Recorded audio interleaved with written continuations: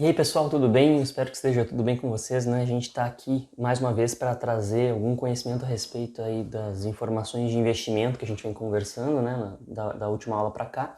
A ideia nesse módulo, então, é de alguma maneira a gente poder contribuir com um pouco mais de informação sobre a parte de escolher ativos de uma forma adequada, né?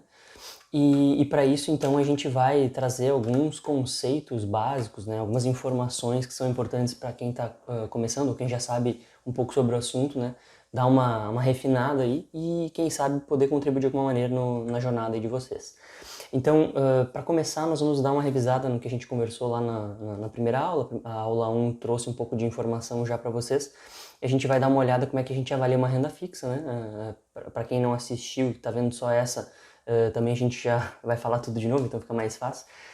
A intenção então é a gente lembrar que na renda fixa fica muito mais fácil se comparar um resultado de uma rentabilidade, porque normalmente a métrica, existe uma referência, existe um parâmetro ao qual se compara o resultado, né? No Brasil aqui a gente tem fundamentalmente a taxa de juros básica como a referência para isso, né? Então, quando a gente vai falar de avaliar se um ativo de renda fixa ele é bom ou ruim, né, ou mais ou menos, a gente vai olhar para a taxa Selic, né, ou o CDI. CDI e taxa Selic são duas variáveis que andam muito próximas uma da outra, né? E hoje, no momento que está sendo gravado esse vídeo, 2021, a gente está falando de uma taxa de cerca de 2% ao ano, tá? Essa taxa, então, de 2% ao ano, ela já foi de 15 em outros momentos, só para vocês terem uma noção, ela já está bem baixa, né? Mas independentemente do valor dela ser bom ou ruim, que isso é uma coisa que a gente não vai entrar na discussão aqui, ele é o valor pelo qual a gente tem que medir se os investimentos de renda fixa estão adequados ou não, certo? Então, teoricamente, na renda fixa, assumindo que a gente tem lá dois investimentos diferentes, a gente tem o investimento A e ele está prometendo um resultado, um retorno, por exemplo, de 2%, 2,5% ao ano, né, que é mais ou menos, normalmente é a medida de rentabilidade se dá ao ano, tá? A gente analisa para títulos, por exemplo, né, de renda fixa. Então a gente, importante se acostumar com a forma de análise, né? Olha para o ano todo, a projeção do ano né, e aí se compara com as taxas que existem. Então, se o investimento A tem 2,5% de rentabilidade no ano, é maior que 2% ao ano da taxa Selic, né, tá dando mais resultado. Se o investimento B tem uma rentabilidade de 1,5% ao ano, ela é menor que os 2% da taxa Selic. Então, o primeiro investimento, teoricamente, está ok, e o segundo, não, né? No entanto, é importante salientar, nós também não vamos entrar nesse mérito aqui, que cada vez que a gente vai falar de investimento, a gente vai desdobrando novidades, né? Então, assim, além desse aspecto da rentabilidade, existe também a necessidade de se avaliar o valor financeiro, né? O valor do dinheiro. Então, o dinheiro, ao longo do tempo, ele vai perdendo valor. Além de se avaliar a métrica da taxa, ser ou boa ou ruim, né? Mais para frente, quando o pessoal estiver investindo, é importante também lembrar que a gente tem que levar em conta a inflação quando a gente for analisar os nossos rendimentos como um todo. Porque ela vai depreciar o valor do nosso dinheiro, né? E mesmo que nós tenhamos um ganho bruto, que a gente diz, né? Um ganho relativo, então eu tinha 100, virou 110, é um ganho, mas se os meus 110 não compram mais do que meus 100 reais compravam, eu perdi, né? Então, deixa esse conteúdo um pouquinho mais para frente, mas só para vocês lembrarem que, teoricamente, então, a gente vai analisar só a rentabilidade, mas existem outros elementos que podem impactar. Para simplificar, daqui para frente a gente vai falar só da rentabilidade e depois a gente conversa, né, em outras oportunidades sobre um pouco mais de informação. Beleza, mas entendi como é que avalia a renda fixa. É simples, a gente, né, retomando então, a gente tem uma combinação de uma rentabilidade prévia, quando a gente acerta, né, a compra do ativo, e esse ativo vai nos entregar o que combinou e tem que ter sido acima de uma taxa de referência, no caso aí a mais comum, taxa Selic. Mas é variável. Adianta comparar com a Selic? Não adianta. Na verdade, a renda variável sempre vai estar relacionada também com a Selic, porque não vai fazer nenhum sentido investir em uma renda variável que dê menos que o resultado de um juro de Selic, evidentemente. No entanto, a renda variável ela se comporta de uma forma um pouco diferente. Então eu vou fazer de conta que a renda variável ela pode ser qualquer coisa, pode ser um item qualquer, tá? Para explicar para vocês um conceito básico. Então assim, Quando uma pessoa vai lá e compra um item qualquer por um valor no dia D, e depois de algum tempo ela pega o mesmo item que ela tinha comprado por um valor, né? Vamos dar um exemplo aqui, comprei por 10 e agora eu vou vender por 20 reais para outra pessoa, então ela vai ter uma diferença de valor e essa diferença de valor vai determinar se o resultado foi bom ou foi ruim. Então, normalmente quando a gente fala de ativos, né, de renda variável, a gente está falando de comprar um ativo por um valor e vender este ativo por um valor maior do que foi comprado. Então, a gente mede a diferença de compra e venda e essa diferença é a nossa rentabilidade. Ela precisa ser maior, que eu já tinha comentado antes, ela precisa ser maior que 2% ao ano hoje, fazendo referência à Selic, mas como é que eu vou saber se é bom ou se é ruim, o quanto deu de resultado, né? Na verdade, existem várias formas de a gente analisar isso. A gente precisaria, em primeiro lugar, o período de compra, né, de compra e venda, ele tem que ser referenciado a um ano para se ter essa noção. No mínimo, vamos supor que você faça uma compra num mês e venda no outro, de uma ação, por exemplo. Para saber se foi bom ou ruim, fica mais fácil analisar olhando para o contexto do ano, né? Mas evidentemente que se você já ganhou 2% num mês, é óbvio que ao longo do ano seria maior, né? Então você consegue entender que aquilo foi uma boa compra e venda, né? No entanto, renda variável, de uma maneira mais global, ela não é necessariamente uma compra e venda de ações. Renda variável ela pode ser qualquer coisa. Existem muitos ativos não financeiros, né? Se vocês pararem para pensar um pouco, existe um mercado que é muito forte há muitos anos e muitas pessoas, assim, nossos pais, nossos avós, ou até mesmo você que está assistindo aí, né? Sempre ouviu falar ou fez investimentos em imóveis, né? Imóvel é um ativo não financeiro, então você compra por um valor e vende por um mais alto normalmente. E normalmente é assim que funciona nesse ramo, né? Alimentos, de uma forma parecida, se você for pensar um mercado que você compra os seus alimentos, ele comprou de alguém, né? Ele não produz os alimentos, né? Então, de certa forma, comércio, de maneira geral, acaba sendo renda variável, né? Brincando com esse conceito para vocês entenderem um pouco melhor. Só que existem ativos financeiros não financeiros e os financeiros são mais líquidos, né? Para quem também assistiu a primeira aula, eu posso retomar um pouco da temática, mas a liquidez aqui basicamente é a facilidade de compra e venda. Então, é evidente que é muito mais fácil para uma pessoa que está querendo investir em renda variável, pensando em ativos financeiros, porque as coisas podem acontecer com uma agilidade maior. É muito mais rápido, né, fazer uma compra e uma venda de uma ação ou de alguma moeda, por exemplo, né, do que eu ir lá procurar um fornecedor de arroz, comprar o arroz e vender para alguém, por exemplo. Então, acaba sendo muito atrativo, né, e por isso que muitas pessoas investem em renda variável em ativos financeiros. Mas existem várias pessoas que têm terra, que plantam, né, para fora e vendem basicamente sacas de soja, de arroz, e também existe, né, dentro dos ativos financeiros isso, mas nós não vamos entrar também nesse ponto. Só para vocês lembrarem, existem ativos financeiros, não financeiros, e na essência, toda operação com um ativo financeiro de renda variável é um comércio, é a compra e venda de alguma coisa que tem algum valor que você tem que vender por um valor maior do que você comprou, porque senão não faz sentido, né? Porque quando você vende por um valor menor do que você comprou, você perdeu, né? Então você não teve rentabilidade. Então, reforçando o que a gente acabou de conversar, ações são o principal ativo financeiro, porque existe uma diversidade muito grande de ações, né? E existem muitos tipos e muitas quantidades de ações diferentes. Então, setores distintos, né? Empresas distintas e valores distintos de compra e de venda que facilitam ou dificultam, né, a participação de mais ou menos pessoas. Mas a gente precisa saber o que é uma ação, né? E uma ação, de maneira bem simples, é basicamente um pedaço de uma empresa, para ser bem direto, né? Então, quando você está comprando uma ação, você está comprando parte de um negócio. Você passa a ser sócio desse negócio em algum grau, né? Com mais ou menos importância, dependendo, claro, da quantidade de ações que você comprar. Quando você faz essa compra, então, de uma ação, essa ação que representa parte de um valor dessa empresa, ela, no presente, vai ter essa configuração, então um valor inicial, vamos chamar, e a intenção de quem investe é que esta ação no futuro tenha um valor maior, para que aquela parte do valor seja maior também, né?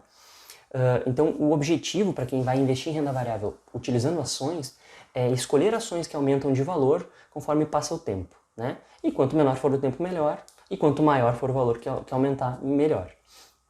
Então, teoricamente, na renda variável, fazendo uma correlação com aquela primeira análise que a gente fez, se o investimento, dois investimentos diferentes de novo, um investimento A no período de 1 ano, para saber se ele foi bom ou se foi ruim, basicamente a gente precisa analisar quanto que foi o valor de compra, quanto que foi o valor de venda e ver quanto que essa diferença representa percentualmente. Nesse caso aqui, o investimento A gente comprou um ativo por R$100, vendeu por 105 e teve, durante um período de 1 ano, né, então janeiro, em dezembro do ano, janeiro do ano seguinte, por exemplo, então a gente teve 5% de rentabilidade ao ano. E no caso do investimento B, a gente comprou por R$100 e vendeu por 95. Então a gente teve menos 5% ao ano. Ah, tá aí. Então é por isso que eu não invisto em ações, né? O pessoal que é meio inseguro, né, a respeito disso pode dizer. Mas o grande segredo é justamente esse. A ação, ela pode render mais, ela pode render menos, mas a gente só vai ter prejuízo real, ou seja, isso só vai ser verdadeiro no momento da compra e da venda. Ou seja, se eu comprei a ação B por R$100, né, e eu não fizer nada, apesar dela estar 95, eu ainda não perdi. Mas já vou falar sobre isso para vocês. Então, para a gente revisar, nesse momento, fazendo uma análise simples, o investimento A é ok, porque ele teve rentabilidade positiva, né, ele deu algum retorno, e o investimento B não é ok se nós fecharmos a nossa venda no período de 1 ano, porque ele está com a rentabilidade negativa. O segredo é que eu não preciso vender, né? Então eu comprei por R$100 e está em 95, e se eu não vender, o que vai acontecer? Vamos passar mais 1 ano. O que aconteceu no segundo ano? Olha só, a gente inverteu a lógica. O meu investimento A, que no período de 1 ano tinha aumentado 5%, agora ele voltou para os R$100 iniciais, quando fechou o segundo ano, ou seja, em 2 anos eu tive 0% de rentabilidade. Ah, Alexandre, mas então eu não vou investir. Calma, eu não falei para vocês que o tempo foi o que fez a diferença? Então tem alguma razão que vai determinar, mais para frente a gente vai conversar sobre isso, mas a gente consegue enxergar quando o ativo começa a perder valor por alguma razão. Existem questões políticas, questões econômicas, então provavelmente, né, se nós estivéssemos fazendo um monitoramento do ativo, nós não teríamos carregado esse ativo por mais 1 ano depois que ele atingiu 5% de rentabilidade. Provavelmente a gente já teria trocado ou já teria vendido ele. Enfim, tudo depende, porque para ele ter reduzido tudo que ele ganhou, algo deve ter acontecido, né? Por outro lado, vamos analisar lá o investimento B. O investimento B que tinha dado menos 5, agora no final do segundo ano está com mais 10, ou seja, e no intervalo de 1 ano ele teve um crescimento de 15%, né, no ano. E agora ele está muito melhor do que o outro esteve. Então, o primeiro investimento em 2 anos passou a ser ruim e o segundo em 2 anos passou a ser bom. Esse exemplo é só para registrar com vocês a informação de que o tempo é muito importante na avaliação da renda variável como sucesso ou fracasso. Nós precisamos entender quando entrar e quando sair. Nós precisamos entender se o valor é bom ou se o valor é ruim para entrar ou para sair. Então, tudo isso vai depender do grau de conhecimento que a gente tem pessoalmente ou da nossa capacidade de alguma forma, solicitar ajuda, angariar a informação necessária para a tomada de decisão. Então, também é importante salientar que eu estou falando de um investimento isolado, né? E isso normalmente não é a forma de se investir adequada. Normalmente a gente investe em mais de um ativo de renda variável ao mesmo tempo. Então alguns deles vão estar crescendo, alguns deles vão estar caindo, e esse equilíbrio, né, essa soma média dos resultados é que vai determinar uma rentabilidade maior. Mas a gente vai conversar melhor também sobre isso lá na aula sobre portfólios. Então, para a gente fechar o assunto, assim, provisoriamente, para a gente dar mais um passo, vamos pensar então como que se faz para analisar uma ação, né? Lembrando, se uma ação é uma empresa, é natural que empresas levem tempo para se consolidar. Então, uma empresa jovem que está começando, uma empresinha, eu brinquei ali com vocês, né? Ela leva um certo tempo para virar uma boa empresa. E ela vai levar ainda mais tempo para virar uma empresa ainda melhor. No entanto, os valores aqui de participar de uma empresinha ou de uma empresa ainda melhor também vão oscilar. Então, conforme o tempo vai passando, a gente tem diferentes cenários aqui, né? A ação A da empresinha, por exemplo, ela é uma ação de uma empresa que talvez tenha potencial, talvez dê errado, a gente não sabe, a gente tem que avaliar, né? Como é que essa empresa funciona, quem é que é dono dessa empresa, o que essa empresa, que mercado que essa empresa tá, né? Para ver se vai valer a pena ou não. A ação B já é de uma empresa um pouco mais sólida, que já tem alguma trajetória, que já tem como se enxergar um pouco mais de resultado, então é uma decisão um pouco mais fácil de se tomar, porque tem dados, né? Tem informação. E lá no final, a ação C é aquela ação de uma empresa que já está consolidada, que vocês conseguem ter clareza a respeito do futuro de alguma maneira. Vou dar um exemplo bem pontual que vai ficar claro para vocês. Hoje em dia, quando a gente pensa numa empresa que dá para investir de olhos fechados, qual é a primeira empresa que passa na cabeça de vocês? Brasileira ou fora do país, né? Eu, por exemplo, sempre penso no Google, no Facebook, porque assim, eu não vejo o Google ou o Facebook morrendo amanhã, é muito difícil que essas empresas deixem de existir. E ainda mais difícil que elas não estejam lucrando, dado que eu conheço, eu entendo, né, como que elas funcionam, porque eu sou da área da tecnologia, mas assim, é uma coisa que conforme a gente vai compreendendo e estudando a respeito de empresas e de negócios, a gente fica cada vez mais fácil de entender. Outro exemplo, claro, que são bancos, né? É muito fácil de imaginar que um banco não vai fechar amanhã, né? Então, é muito fácil investir em empresas, ou muito mais fácil investir em empresas, comprar ações de empresas que já estão em patamar de sustentação, né? E já as empresas mais jovens, as empresas que estão começando, é um pouco mais difícil. Em contrapartida, elas vão te dar retornos maiores, né? Então, é importante a gente saber disso quando a gente vai tomar uma decisão de comprar uma ação. E aí vem a pergunta, você quer ser sócio de qual dessas empresas? Né? Normalmente se usam estratégias diversas. Eu, por exemplo, eu gosto de ser sócio de um pouco de cada. Eu gosto de ter empresas mais consolidadas, eu gosto de ter empresas menos consolidadas, que eu tenho uma crença de que vão ter um crescimento baseado em uma série de fatores. Mas assim, cabe sempre se lembrar que empresas são pessoas, elas são processos, sistemas, elas não são um número em algum lugar e aí que quem sabe sobe ou desce. Elas têm um histórico, elas têm de alguma maneira uma tendência de estar crescendo ou não, de ter sucesso ou não. E isso também é importante para se avaliar, não só os números, né? É entender o contexto e saber um pouco de negócios. Vou dar 2 exemplos para vocês entenderem assim que historicamente têm sido retornos consistentes na bolsa, tá? O primeiro deles aqui é o Itaú, que eu acabei de dar de exemplo para vocês de banco, né? Vocês podem perceber que o Itaú existe há mais de 12 anos, mas na bolsa, né, nos últimos 12 anos, que é o tempo que a gente tem registro aí de informação da ação, esses valores aqui são corrigidos, tá? Porque a ação ela varia bastante de valor e às vezes existem alguns procedimentos que eles cortam o valor e multiplicam o número das ações, mas assim, é como se fosse sempre o mesmo valor. Esse valor aqui subiu ao longo de 12 anos 85%. Né? E o que isso representa na prática para nós? Representa que se nós tivéssemos comprado uma ação do Itaú há 12 anos atrás e tivéssemos ficado com ela na mão hoje, a gente teria 85% a mais de dinheiro, ou seja, se fosse R$100 que a gente colocou, hoje seria 185. Notem que ela já foi mais valiosa do que isso e que ela está num período de queda, se vocês perceberem ali no final do gráfico. Ainda assim, existe lucro no intervalo de 12 anos. Mas também é possível perceber que mesmo ela estando num momento difícil, tendo caído, e provavelmente em função das questões da pandemia que nós estamos vivendo agora, né, ela já subiu muito e já caiu novamente. Então, assim, a tendência é de crescimento, apesar das oscilações, né, e é normalmente o que acontece com uma empresa sólida. Ela normalmente cresce ao longo do tempo ainda, que ela oscile num espaço de tempo mais curto. Para quem lembra, né, para quem assistiu o primeiro módulo, a primeira aula lá, isso aqui é a tal da volatilidade em ação, mas no final das contas, como é uma empresa que tem história, que tem solidez, ela vai crescer, né? Ela está em crescimento, ela está ganhando dinheiro. Então uma empresa que ganha dinheiro não pode ter ações se desvalorizando ao longo de vários anos. É muito pouco provável que isso seja verdade. Bom, beleza, então demos um exemplo aqui de uma ação mais sólida, né? Ela nos entregou ali como um exemplo 7% ao ano. Aí eu vou mostrar para vocês um exemplo de uma empresa que teve um crescimento muito grande para mostrar como a variabilidade de rentabilidade anual ela pode acontecer em taxas muito elevadas. O exemplo que a gente tem aqui é da Magazine Luiza. A Magazine Luiza ela é uma empresa que ela veio muitos anos na mesma, ela não se reinventava, ela vinha com uma tendência de comportamento muito parecida. A Magazine Luiza, para quem não sabe, é uma empresa de departamento, uma loja de departamento que vende uma série de produtos. Ela é basicamente comércio, né? E ela compra de fornecedores e revende.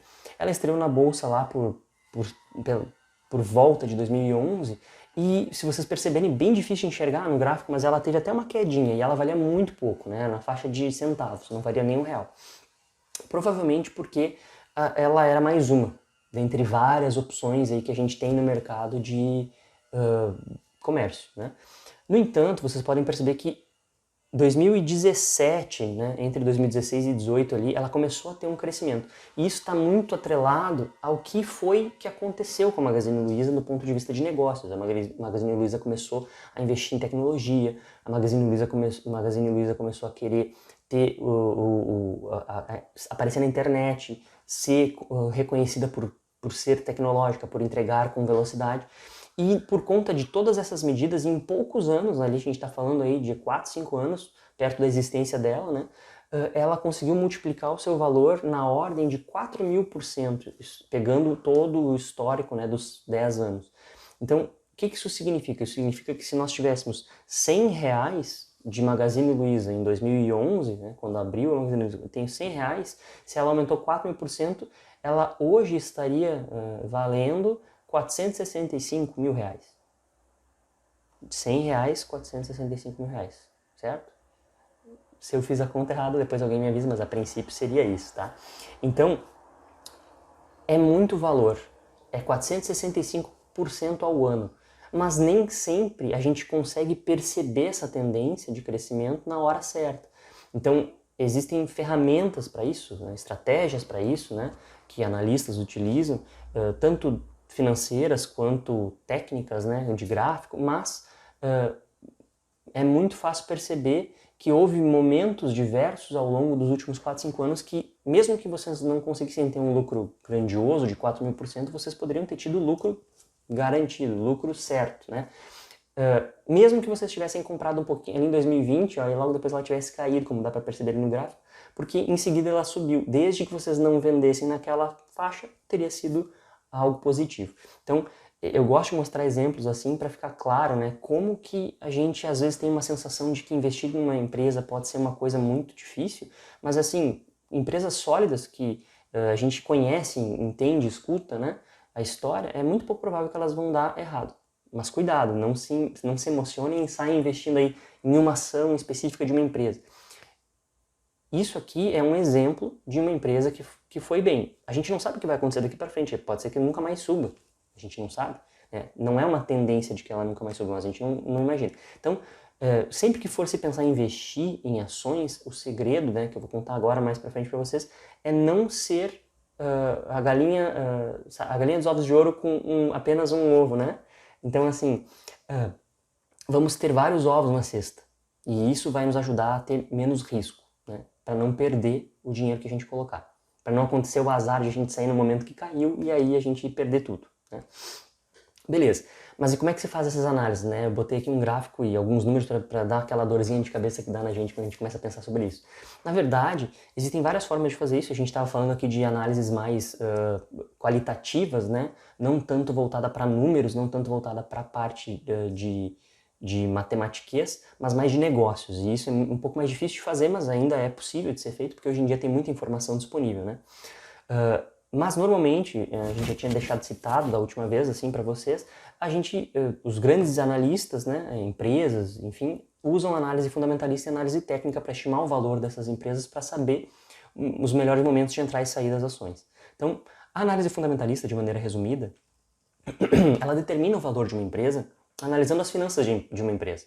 Para quem não sabe o que isso significa, é analisar o fluxo de caixa, se está entrando mais dinheiro do que está saindo, se ela tem lucro, se ela não tem, se ela tem muito imobilizado, muitas coisas compradas, né? Por exemplo, prédios, e o dinheiro dela está preso ali, ela não consegue usar para investir em alguma coisa.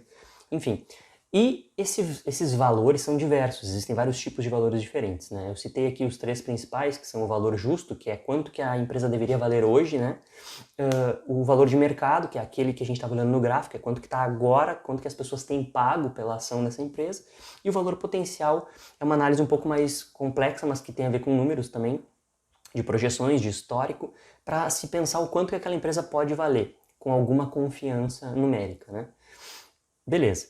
Por outro lado, existe a análise técnica, que ela é numérica também, mas ela é um pouco diferente. Ela não vai olhar para a empresa em si, para os dados financeiros. Ela vai olhar para os dados dos gráficos da empresa. Então ela vai olhar só para aquele gráfico que a gente fez ali para vocês e vai identificar as tendências para saber qual é a tendência de subida, de descida, né?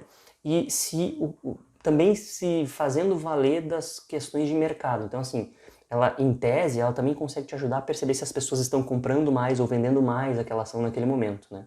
Para que você possa estimar se o valor naquele momento, ele olhando para o histórico e olhando para o que está acontecendo, se ele vai tender a subir ou cair, e isso ajudar a tomar decisões de compra. Cuidado, que é muito importante salientar que esses dois métodos e todos os outros, né, eles são apenas ferramentas. Eles não garantem 100% de sucesso. Então, é praticamente impossível. Pode dar certo, mas é praticamente impossível garantir, sentar na frente do computador, fazer uma conta e garantir que a ação vai atingir aquele valor. Ou ainda que ela atinja aquele valor, garantir quando que isso vai acontecer, né? Porque sempre tem um dia amanhã e mais um e mais um. Então vamos supor que a gente calcule aqui que o valor de uma ação deva ser R$100 e ela está 50 agora. Quando que ela vai atingir R$100? Daqui a 100 anos? Talvez. E aí a gente não precisa mais ter aquela ação porque a gente não vai mais nem existir, talvez, né? Então, lembrando, análise técnica fundamentalista, elas são ferramentas que vão nos ajudar a tomar decisões. Elas não são certo, errado, né? 0 ou 1. Pelo menos não no que diz respeito à tomada de decisão. Então, alguns cuidados. Investir em renda variável ela não significa ficar rico rápido, tá? Tem muita gente que pensa que, não, estou investindo em ações, então quer dizer que amanhã eu já tenho minha liberdade financeira. Não é assim que funciona. Também não confundir com trading. Mais pra frente eu vou falar um pouco sobre isso. Renda variável, normalmente, ela é melhor, ela traz mais retorno quando a gente não tem urgência. Então, daí a importância da montagem de portfólios. Essa palavra já deve ter aparecido antes, a gente vai conversar um pouco mais sobre isso, especialmente na próxima aula, mas o segredo aqui é composição de diferentes tipos de ativos para que quando aconteça aquela coisa que a gente viu de cair com um ativo de renda variável, a gente não precisar desse dinheiro e não tirar e perder. Então, é melhor quando a renda variável funciona sem urgência, porque isso pode nos permitir não perder o dinheiro na hora que aquele ativo está se desvalorizando. E finalmente, então, vamos falar um pouco sobre a diferença, né, entre investimento e trading. Investir, friso com toda a minha energia, não é a mesma coisa que fazer trading. Day trading, swing trading, não interessa. Não importa que tipo de trading. Investimento não é a mesma coisa que trading. Comprar e vender ações pode ser usado para fazer as duas coisas. E muitas vezes em trading se faz com outro tipo de ativo, tá? Mas que fique claro, são coisas diferentes. E pode-se usar a compra e venda de ações para as duas coisas. Aí vem uma pergunta muito importante de se responder, que é a seguinte: você quer trabalhar para o seu dinheiro ou você quer que o dinheiro trabalhe para você? Eu peguei uma figura da internet aí, de um pessoal lá de fora, bem interessante, que mostra isso de uma maneira cômica, né, para ficar registrado. O primeiro senhor ali de óculos escuros está sendo carregado pelo dinheiro, o dinheiro está fazendo para ele, né? E ali embaixo o rapaz está tendo que lutar e o dinheiro está ali fazendo ele trabalhar. Normalmente é o que a gente enfrenta quando a gente tem o nosso emprego, a gente está trabalhando pelo dinheiro. Lá no final a gente vai receber aquele dinheiro, né? E aquele senhor lá em cima já conseguiu inverter a lógica. É isso que eu queria trazer como o grande diferencial, né, do conhecimento que a gente quer dividir.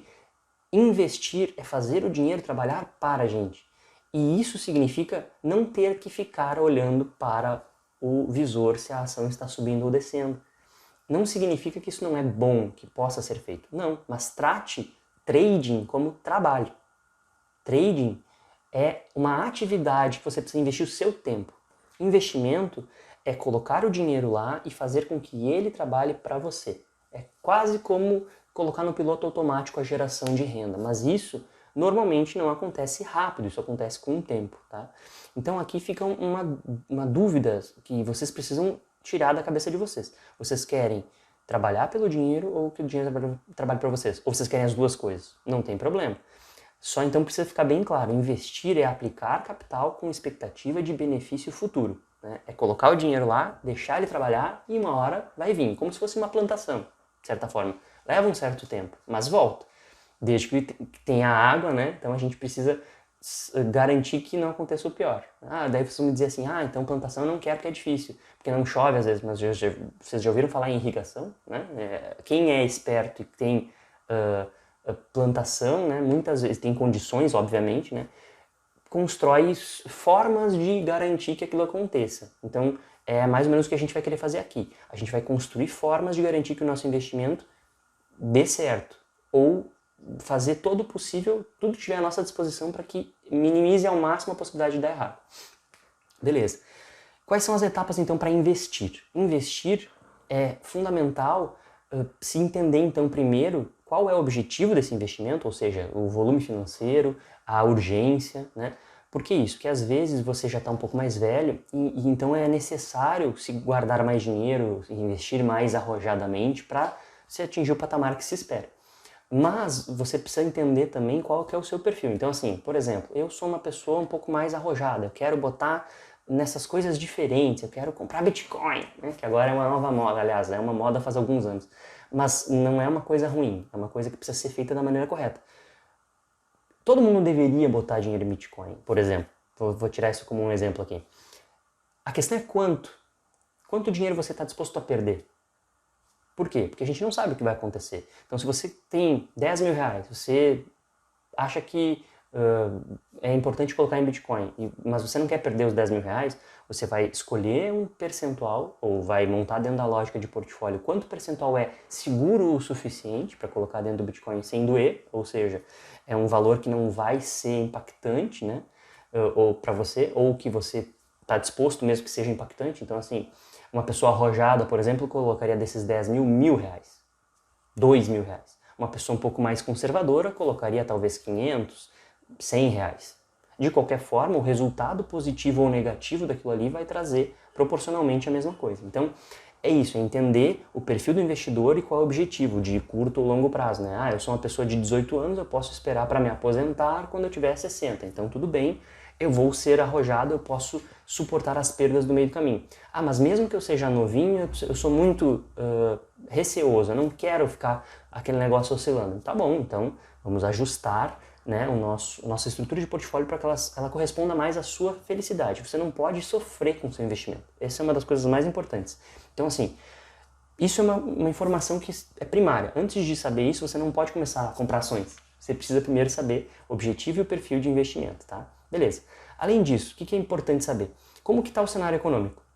Então agora, nos últimos anos aí, com essa função de pandemia, todo mundo deve ter ouvido alguma coisa sobre isso em algum momento, né? Ah, cenário econômico, a economia tá ruim, tá boa. Quando começou, foi um desastre. A gente chegou eu vou usar de exemplo a Bolsa, né? A gente chegou a 60 mil pontos na Bolsa. Quanto que tá a Bolsa hoje? 100, 110, dependendo do momento que vocês estiverem assistindo esse vídeo, né? 120, vai depender. Mas o que eu quero dizer com isso? Antes de acontecer a pandemia, ela estava em 120. 128, 118, não me lembro, não tenho certeza, mas vamos lá. Ela conseguiu, em 3 meses, cair para 60.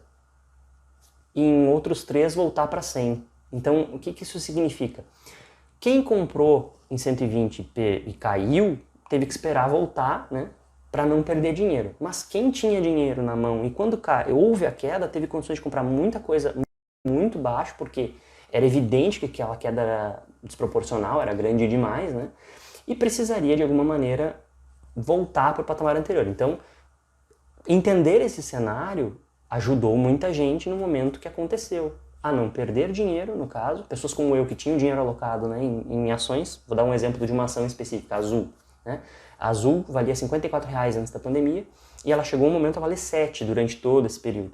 Hoje ela já está 40 e muitos de novo. Então o que eu quero dizer com isso? Se eu fosse uma pessoa angustiada, eu poderia ter me desesperado e vendido e perdido tudo. Se eu tivesse 2 ações Azul, perdi R$ 100. Se eu tivesse 200, eu perdi quanto, né? Então é importante que as pessoas lembrem, e vocês aí que estão assistindo essa aula, que o cenário econômico sempre vai fazer diferença, né? Então tem que se entender o que está acontecendo no momento de investir. E, por fim, dessa parte mais pré-ativo, né, entender a estrutura do portfólio. O que isso significa? Você vai montar uma estrutura de um portfólio com diferentes tipos de ativos, de renda variável, de renda fixa, seguros, que a gente chama, né, que são alguns ativos que se comportam, são ativos de renda variável que se comportam de uma maneira diferente do que as ações, tá? Para compor de alguma maneira algum crescimento, né, junto com as ações. Então, assim, a estrutura do portfólio vai ser determinada pelo perfil do investidor, pelo objetivo do investidor e pelo cenário econômico do momento. Mas você precisa saber como montar essa estrutura, ou pelo menos ter uma ideia se aquilo é muito arriscado ou não, né? Para poder tomar a decisão se é ok para você ou não, certo? E para fechar, então, aí vem a questão de avaliar e selecionar ativos, sejam eles quais sejam, né? Tanto de renda fixa quanto variável, e revisar ao longo do tempo o desempenho desses ativos e fazer ajustes, que também é sempre importante. Então, no período de um ano, você vai provavelmente comprar e vender ações, vai aumentar a posição que a gente chama em um ativo de renda fixa, ou vai diminuir para poder aproveitar uma oportunidade que surgiu. Enfim, isso aqui vai ser feito. E aí a gente vai finalmente para a parte que encerra essa aula, então, né? No entanto, fazer tudo isso que eu falei exige conhecimento, correto? Não é muito simples a gente sair fazendo isso da nossa cabeça. Então, é muito importante entender aqui, tomar uma decisão a respeito de como que vai ser feito isso. Mas, hoje em dia, graças a toda a tecnologia e os avanços que a gente teve, isso está muito mais fácil do que foi um dia. Antigamente, era muito mais complicado a gente poder fazer tudo isso sozinho. Talvez a gente fosse dependente de um especialista para poder fazer isso. Hoje já não é tanto, né? Até eu dei um exemplo aqui, né? Antigamente a gente tinha que pegar o nosso dinheiro e sair com ele na mão, né? Para poder botar num banco, para poder comprar alguma ação, né? Enfim, claro, estou exagerando um pouco para marcar um ponto, né? Mas assim, hoje já é muito mais fácil. Hoje a gente consegue acessar os nossos bancos pelo computador, pelo celular, as corretoras. A gente consegue, enfim, passar dinheiro para banco, para corretora, tudo automaticamente, sem precisar estar presente fisicamente em algum lugar, né? Isso nos permite fazer os investimentos por conta própria. E além de poder executar, operacionalizar as coisas, hoje em dia as informações elas são muito mais facilmente divulgadas. Então a gente consegue acompanhar tudo o que está acontecendo. Ah, a Petrobras está subindo preço. Ah, está caindo preço. Ah, o fulano disse isso. Ah, mas o óleo subiu lá não sei aonde. Então, antigamente essa informação não viajava tão rápido, né? Então fica mais fácil de montar um conhecimento a respeito daquela ação ou daquele ativo e tomar uma decisão de compra ou de venda. Também existem, né, hoje, muito mais empresas que prestam serviço de assessoria, de análise, de corretagem. Enfim, existem muito mais corretoras, existem muito mais bancos. Então, o que eu quero dizer com isso? Que se você quiser, existem os subsídios necessários para você ser um especialista. Você aprender as coisas que precisa e você não precisar de ajuda de ninguém para tomar todas as decisões. Você pode entrar, existem, para quem não sabe, as informações das empresas listadas em bolsas, elas são disponibilizadas pelas empresas, porque toda empresa listada em bolsa precisa divulgar os seus números, né? Então você pode pegar os números das empresas historicamente e fazer análises históricas, gráficas, fundamentalistas. Também existe a possibilidade de você contratar empresas que fornecem relatórios de empresas para você não precisar estudar profundamente cada uma delas e poder simplesmente tomar decisões dentro de sugestões que já são fornecidas, né? Então, é possível, hoje, mais do que sempre tem sido até então, seguir o caminho sozinho, né? No entanto, também existe muita informação e muita possibilidade de ajuda também, por outro lado. Ajuda de qualidade, não é mais aquela coisa do falastrão, da pessoa que está enganando, que está querendo fazer aquilo para tirar o seu dinheiro. Então, vai caber muito aqui entender qual é o perfil, qual é a característica de você que está olhando, né, assistindo esse nosso vídeo aqui, e entender o que você está disposto a fazer e o que você não está disposto a fazer, para tomar a decisão do que é melhor para você. Então, quanto mais tempo livre e mais conhecimento tiver, né, como eu coloquei ali para a esquerda de vocês, mais sozinho você pode navegar por esse caminho. Quanto menos tempo livre e menos conhecimento você tiver, ou que estiver disposto, né, a perder, mais ajuda você vai precisar. Independentemente de qual desses caminhos você selecionar, você precisa obrigatoriamente entender esse conceito básico que a gente trouxe aqui hoje, que é a intenção de construir portfólios. Investir em ativos financeiros de renda variável de maneira isolada, sem conhecimento nenhum, provavelmente vai gerar problemas, vai gerar resultados negativos. No entanto, investir em muitos ativos de renda variável juntos, levando em conta as suas peculiaridades, os segmentos em qual eles estão inseridos, que um percentual do valor que está guardado precisa também estar em outros ativos, vai te garantir rentabilidade melhor que as rentabilidades da renda fixa, né, na média, e vai garantir o teu futuro. Então, você pode ter mais ou menos ajuda, de acordo com o interesse e disponibilidade de você, né, para que você siga todos aqueles passos que a gente falou. Eu vou citar eles mais uma vez, para a gente reforçar e fechar, né? Então, assim, lembrando, para investir é importante saber o objetivo e perfil do investidor, no caso, pode ser você mesmo, né? O cenário econômico como ele está e o que vai ter que ser feito em cada momento, saber de alguma maneira ajustar as coisas, ou pelo menos ter alguém que saiba disso para poder de alguma maneira tomar as decisões baseadas nessas informações, ter um portfólio estruturado, entender que os ativos se complementam e de alguma maneira juntos e as oscilações deles vão levar para uma rentabilidade boa, que vai trazer o retorno que precisa, avaliar e selecionar os ativos com frequência, né, com uma frequência determinada de acordo com cada tipo de ativo, revisar o desempenho e ajustar, mesmo que você seja um trader. Então, assim, se você for um trader, você deve ter todos esses passos para o grande volume financeiro e você pode tirar um pedaço desse seu dinheiro, né? Por exemplo, 10%, 20%, 30%, depende muito do perfil de cada um. E esses 30% sim, você vai fazer day trade, você vai fazer swing trade, você vai tentar ganhar dinheiro no curto prazo. Os outros 70, 80, 90, eles vão estar lá dentro de um portfólio, dentro de uma estrutura bem organizada, com a maior rentabilidade e segurança possíveis. Por exemplo, essa é uma sugestão, uma estratégia que eu faria se eu fosse uma pessoa que gosta de trabalhar com day trade, por exemplo. Hoje eu não conseguiria, porque eu não tenho tempo para isso. Mas é uma coisa que quem tem tempo, eu sugiro que entenda e caminhe com um pouco dos dois mundos juntos, né? No final das contas, a nossa mensagem final para essa aula, então, o importante é investir o mais cedo possível, o quanto antes puder, desde que se coloque esse dinheiro dentro de um portfólio consistente e seguro. E se não for fazer sozinho, existem várias alternativas. Eu não vou falar mais sobre isso agora, a gente vai falar bastante na próxima aula, é exatamente por isso que a gente fechou com essa frase, porque no próximo módulo a gente vai conversar, né, na próxima aula nós vamos conversar sobre portfólios, como que a gente vai fazer para o dinheiro trabalhar para a gente e como é que quais são as estruturas mais comuns, assim, como é que tem dentro de um portfólio, afinal de contas, né, algumas ideias de percentual para que vocês possam daqui para frente aí ter uma base sólida para começar, quem não começou, ou para dar uma organizada quem já está aí com seus investimentos rodando há algum tempo, certo? Então, por enquanto, é isso. Eu agradeço mais uma vez toda a atenção aí. Qualquer coisa que vocês tiverem dúvidas, informações, perguntas, joguem aí pra gente nas redes, tanto aqui com comentários quanto no nosso Instagram, enfim, entre em contato, a gente vai fazer o possível para tentar contribuir o máximo e espero que gostem, né, e tenham gostado dessa e da próxima aula. Obrigado e até mais.